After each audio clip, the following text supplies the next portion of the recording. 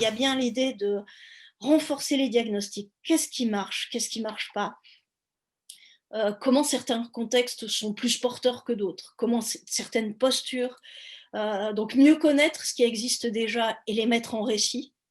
Il y a un enjeu de mise en récit de ce qui marche et ce qui marche pas, et pas simplement justement de ce qui marche. Donc il y a un enjeu de construire le récit parce qu'il faut retravailler ces imaginaires. Il y a aujourd'hui toute une série de dispositifs de formation ou de sensibilisation offerts ensemble à l'intelligence collective. Il y a aussi toute une série d'avancées autour de ce qu'on appelle le design thinking ou le design de service, avec des réflexions sur comment on co-construit, et parfois comment le jeu, au sens de J-U-E, pas le jeu moi personne, le jeu peut être un outil de travail sur des projets, de partage, d'expression, de remontée, alors non pas tant de besoins, mais peut-être d'aspiration.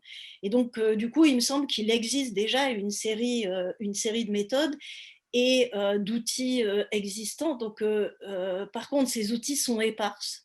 Ils sont pas forcément, ils sont pas forcément non plus exemplifiés. C'est-à-dire qu'on voit pas forcément comment on peut les mobiliser pour avancer sur un projet spécifique. Et puis, peut-être que il y a aussi un enjeu dans ces outils à les partager entre parties prenantes différenciées. Parce que finalement, ce qu'on voit, c'est que dans la fonction publique, il y a des organismes de formation qui interviennent, le CNFPT, etc. Mais ils vont former les acteurs du secteur public. Ils ne vont pas former en même temps des acteurs qui vont mettre en œuvre les politiques culturelles sur le territoire. Ils ne vont pas former en même temps peut-être du public. Donc on va avoir une formation qui reste éclatée, et qui souvent ne permet pas d'associer ces fameuses parties prenantes, enfin l'ensemble de ceux qui pourraient travailler ensemble. Et du coup, à la fois on va former à de la méthode de projet, de la méthode de design, etc., mais par catégorie. Et du coup, on n'est pas dans une capacité à réinventer son imaginaire. On est enfermé dans son propre imaginaire. Et à mon avis, il y a un troisième enjeu, c'est repenser la manière dont on évalue ce qui se passe et ce qui se fait. Donc, cette question de l'évaluation, elle suppose, alors on voit combien elle est importante, on parle beaucoup d'évaluation d'impact aujourd'hui, etc. On voit le temps que prend l'évaluation. Mais on voit que souvent, finalement, derrière l'idée d'évaluation d'impact, on a l'idée d'une évaluation aussi à terme, pas seulement immédiate, mais à terme. Mais on en oublie parfois que l'évaluation, c'est aussi ce qu'on fait au fil de l'eau pour avancer.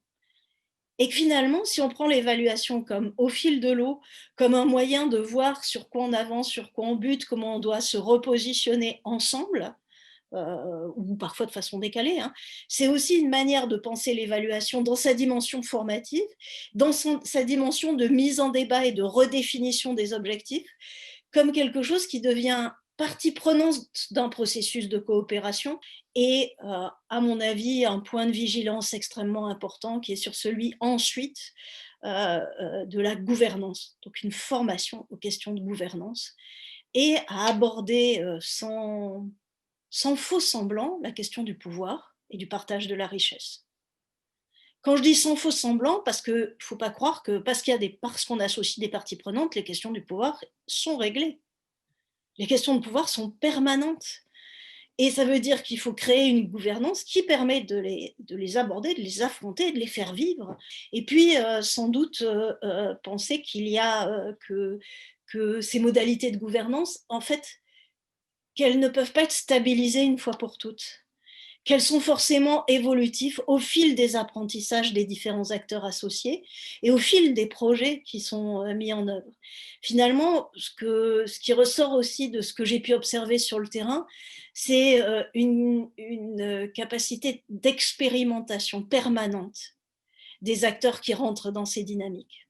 Donc des modèles qui sont jamais stabilisés et qui, au fil de l'eau, se transforment. Là encore, c'est pas un processus où le fait de travailler ensemble est résolu uniquement par des règles formelles, qui définissent qui fait quoi à quel moment, mais bien par la capacité, par cette confiance plus liée aux pratiques, qui va du coup donner la souplesse et l'ajustement au système. Il n'y a pas de solution toute faite.